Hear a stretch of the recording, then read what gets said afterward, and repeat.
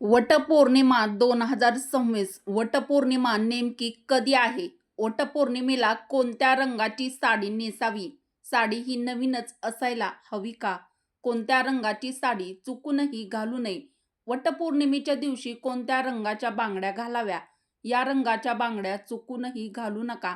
कोणते साडीचे शुभ रंग आहेत? कोणते अशुभ रंग आहेत? ज्या नववधूची पहिलीच वटपौर्णिमा आहे त्यांनी कोणती साडी घालावी, कोणता साज-शृंगार करावा, वटपौर्णिमेच्या दिवशी काय करावे, काय टाळावे? महिलांनी ही चूक टाळा, नाहीतर व्रताचे फळ मिळणार नाही. पतीच्या दीर्घायुष्यासाठी, अखंड सौभाग्यासाठी, सुख समृद्ध संसारासाठी श्रद्धेने वटपौर्णिमेचं व्रत करणाऱ्या माझ्या सर्व मैत्रिणींना वटपौर्णिमेच्या हार्दिक शुभेच्छा. माता सावित्री आणि वटवृक्षाचे आशीर्वाद आपल्या सर्वांच्या जीवनात सुख, शांती, समृद्धी, अखंड सौभाग्य घेऊन येवोत हीच स्वामी महाराजांच्या चरणी प्रार्थना करून आजच्या या आपल्या नवीन व्हिडिओला सुरुवात करूया. नमस्कार मैत्रिणींनो, श्री स्वामी समर्थ. मैत्रिणींनो, वटपौर्णिमा 2026 जवळ आलेली आहे. तर या वटपौर्णिमेला 2 रंगाच्या साड्या चुकूनही घालू नका, नाहीतर पूजेचे फळ मिळणार नाही. ही चूक चुकूनही करू नका. सौभाग्यवती स्त्रियांनी वटपौर्णिमेच्या दिवशी काय करावे, काय टाळावे?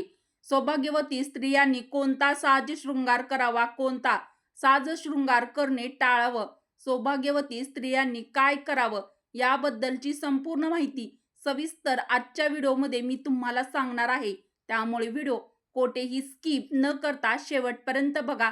व्हिडिओमध्ये पुढे जाण्याआधी व्हिडिओला एक लाईक करा. मराठी रोहिणी किचन या आपल्या चॅनलला सबस्क्राईब करा. बेल आयकॉन प्रेस करा, म्हणजे जेव्हा कधी मी नवीन व्हिडिओ अपलोड करेल तेव्हा त्याचं सर्वात आधी नोटिफिकेशन तुम्हाला मिळेल आणि तुम्ही आपल्या चॅनलवरचा एकही व्हिडिओ पाहायचा विसरणार नाहीत. वटपौर्णिमा 2026 नेमकी कोणत्या दिवशी साजरी करायची? 29 जून की 30 जून? यावर्षी पौर्णिमा 2 दिवसात येत आहे. अनेक महिला सध्या हाच प्रश्न विचारत आहेत. जर चुकीच्या दिवशी वडाची पूजा केली तर व्रताचे फळ मिळेल का? पंचांगानुसार नेमकी योग्य तारीख कोणती? आजच्या व्हिडिओमध्ये आपण हा संपूर्ण गोंधळ दूर करणार आहोत. तर मैत्रिणींनो, तुम्हाला सर्वांच्या मनामध्ये पहिला जो प्रश्न आहे तर त्याचं उत्तर मी तुम्हाला देणार आहे. 2026 मध्ये वटपौर्णिमा नेमकी कधी आलेली आहे? तर वटपौर्णिमा नेमकी कधी साजरी करायची, त्याची अचूक तारीख काय आहे? पौर्णिमा तिथी कधी चालू होणार आहे, कधी संपणार आहे?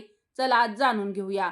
सर्वप्रथम पौर्णिमा तिथीची वेळ जाणून घेऊया. 2026 मध्ये ज्येष्ठ पौर्णिमा तिथी 29 जून रोजी पहाटे 3:06 सुरू होत आहे. 30 जून रोजी पहाटे 5:26 समाप्त होत आहे. म्हणजेच पौर्णिमा तिथी 2 दिवसामध्ये पसरलेली आहे. आता सर्वात महत्त्वाचा प्रश्न, वटपौर्णिमा 29 जूनला साजरी करायची की 30 जूनला? हिंदू धर्मशास्त्रानुसार ज्या दिवशी सूर्योदयाच्या वेळी जी तिथी असते ती सणासाठी ग्राह्य धरली जाते. 29 जूनच्या सूर्योदयाला पौर्णिमा तिथी चालू असेल, त्यामुळे महाराष्ट्रात वटपौर्णिमा 29 जून 2026 या दिवशी साजरी केली जाईल. मैत्रिणींनो, ज्येष्ठ महिन्यातील पौर्णिमा अत्यंत महत्त्वाची असते, कारण या पौर्णिमेच्या दिवशी सौभाग्यवती स्त्रिया उपवास करतात, वटवृक्षाची म्हणजेच वडाच्या झाडाची पूजा करतात. या दिवशी वटपौर्णिमा आपल्या सौभाग्यवती स्त्रिया आनंदाने हा सण साजरा करतात.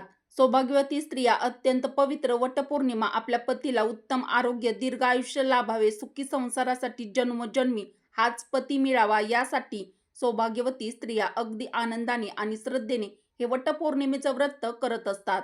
आपल्या हिंदू धर्मामध्ये आणि सौभाग्यवती स्त्रियांसाठी वटपौर्णिमा हा अत्यंत महत्त्वाचा सण मानला जातो. या व्रतामध्ये वडाच्या झाडाची पूजा केली जाते. या दिवशी स्त्रिया वटवृक्षाची पूजा करून पतीला उत्तम आरोग्य, सुख संपत्ती आणि संतती मिळावी आणि अखंड सौभाग्यासाठी सौभाग्यवती स्त्रिया वटपौर्णिमेचं पावन व्रत करतात. मैत्रिणींनो, सर्व स्त्रियांच्या मनामध्ये सर्वात जास्त पडणारा प्रश्न, वटपौर्णिमेच्या दिवशी कोणत्या रंगाची साडी घालावी? कोणते रंग शुभ आहेत? यंदाच्या वटपौर्णिमेला कोणते रंग अशुभ आहेत? या रंगाची साडी चुकूनही घालू नये.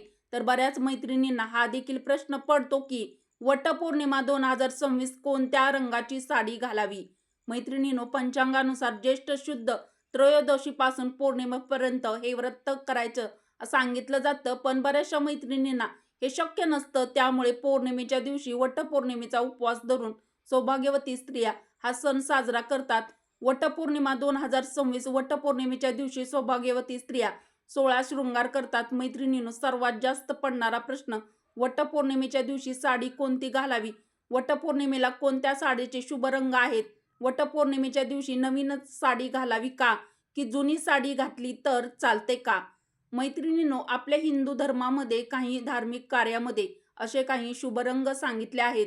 वटपौर्णिमा हे पावन आणि पवित्र व्रत आहे. यामध्ये शुभ रंगाची साडी घालायला हवी. तुम्ही अशुभ रंगाची साडी चुकूनही घातली तर तुम्हाला या व्रताचे फळ मिळणार नाही. त्यामुळे प्रत्येक मैत्रिणीने या दिवशी शुभ रंगच घालावे, म्हणजे शुभ रंगाची साडी अवश्य घालावी.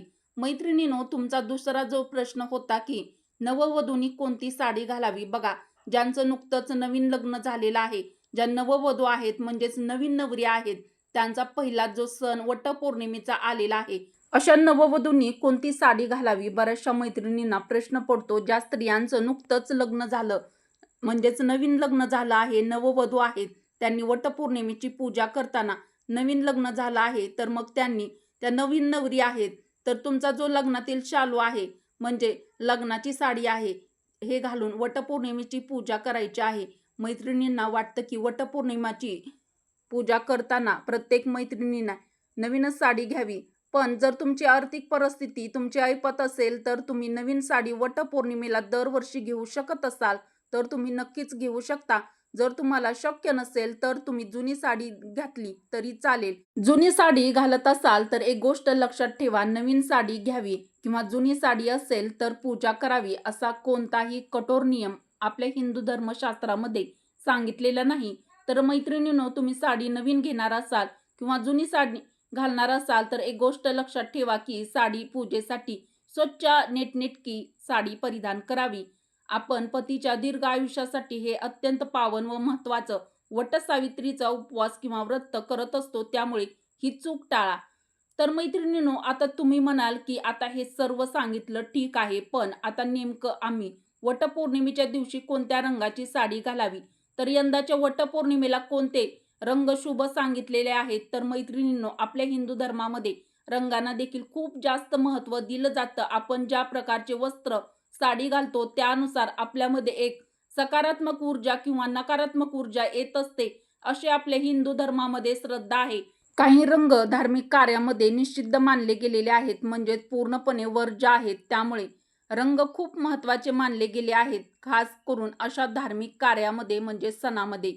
तर मैत्रिणींनो, जर तुम्ही यंदाच्या वटपौर्णिमेला नवीन साडी घेण्याचा विचार करत असाल तर यंदा वटपौर्णिमेला अतिशय शुभ मानला जाणारा शुभ रंग आहे, तर तो आहे पिवळा रंग. तर तुम्ही यंदाच्या वटपौर्णिमेसाठी पिवळ्या रंगाची साडी घेऊ शकता. पिवळा रंग हा शुभ रंग आहे. पिवळा रंग, मैत्रिणींनो, यंदाच्या वटपौर्णिमेसाठी पिवळा रंग शुभ मानला जातो. पिवळा रंग भगवान श्री हरी विष्णू, बृहस्पती देव आणि मंगलतेचं प्रतीक मानला जातो. हा रंग ज्ञान, समृद्धी, आनंद, सकारात्मक ऊर्जा दर्शवतो. असं मानलं जातं की पिवळ्या रंगाचं वस्त्र परिधान केल्याने घरात सुख शांती टिकून राहते, दाम्पत्य जीवन, प्रेम वाढतं. म्हणून जर तुम्ही यंदा नवीन साडी घेण्याचा विचार करत असाल तर पिवळ्या रंगाचा नक्कीच तुम्ही विचार करू शकता. तर मैत्रिणींनो, यंदाच्या वटपौर्णिमेचा दुसरा जो शुभ रंग आहे तर तो आहे लाल रंग. आता बोलूया या लाल रंगाबद्दल. लाल रंग सौभाग्यवती स्त्रीचा सर्वात पारंपरिक शुभ रंग मानला जातो. कुंकू, विवाहातील अनेक विधीमध्ये लाल रंगाला विशेष महत्त्व दिलं जातं. लाल रंग शक्ती, प्रेम, समर्पण आणि अखंड सौभाग्याचं प्रतीक मानला जातो. म्हणून अनेक स्त्रिया वटपौर्णिमेच्या दिवशी लाल किंवा लालसर छटेची साडी परिधान करू शकतात. तर यंदाच्या वटपौर्णिमेचा अत्यंत शुभ रंग आहे तर तो आहे हिरवा रंग. हिरवा रंग हा समृद्धी, निसर्ग आणि नवजीवनाचे प्रतीक मानला जातो. महाराष्ट्रातील परंपरेनुसार हिरव्या रंगाला सौभाग्याचं विशेष स्थान आहे. हिरव्या रंगाच्या बांगड्या, हिरवी साडी, हिरवा शालू विवाहित स्त्रियांच्या सौभाग्याचं प्रतीक मानलं जातं. हिरवा रंग वैवाहिक जीवनातील स्थैर्य आणि आनंद दर्शवतो.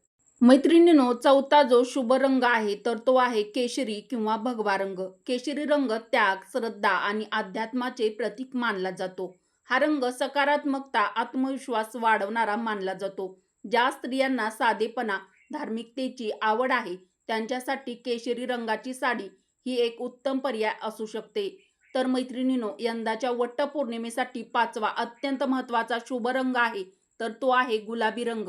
तर गुलाबी रंग हा सर्व महिला वर्गांचा आवडता रंग मानला जातो. गुलाबी रंग प्रेम, कोमलता, स्नेहाचं प्रतीक आहे. पती-पत्नीमधील जिव्हाळा, प्रेम आणि भावनिक बंध अधिक दृढ व्हावेत अशी भावना या रंगाशी जोडली जाते. म्हणून हलक्या गुलाबी रंगाची साडी देखील वटपौर्णिमेसाठी अनेक जणी पसंत करतात. तर वटपौर्णिमेला तुम्ही गुलाबी रंगाची साडी देखील अवश्य घालू शकता. हा देखील शुभ रंग आहे. तर मैत्रिणींनो, तुमच्या मनामध्ये हा देखील प्रश्न पडला असेल की शुभ रंग सांगितले, मग अशुभ रंग कोणते? ज्या रंगाची साडी आम्ही वटपौर्णिमेला घालू नये, कोणते रंग टाळावेत? याबाबत वेगवेगळ्या भागात वेगवेगळ्या परंपरा आहेत, परंतु अनेक ठिकाणी वटपौर्णिमेच्या दिवशी पूर्ण काळा रंग किंवा अतिशय गडद उदास वाटणारे रंग टाळण्याची प्रथा दिसून येते. वटपौर्णिमेचा सण म्हणजे मंगल कार्याचा, सौभाग्यवृद्धीचा मानला जातो. त्यामुळे मैत्रिणींनो, वटपौर्णिमेला तुम्ही चुकूनही काळ्या रंगाची साडी चुकूनही घालू नका. काळा रंग अशुभ मानला गेलेला आहे. तर वटपौर्णिमेच्या दिवशी चुकूनही पांढऱ्या रंगाची साडी घालू नका. चला जाणून घेऊया वटपौर्णिमेच्या दिवशी पांढऱ्या रंगाची साडी का टाळली जाते. आता एक अतिशय महत्त्वाची गोष्ट जाणून घ्या.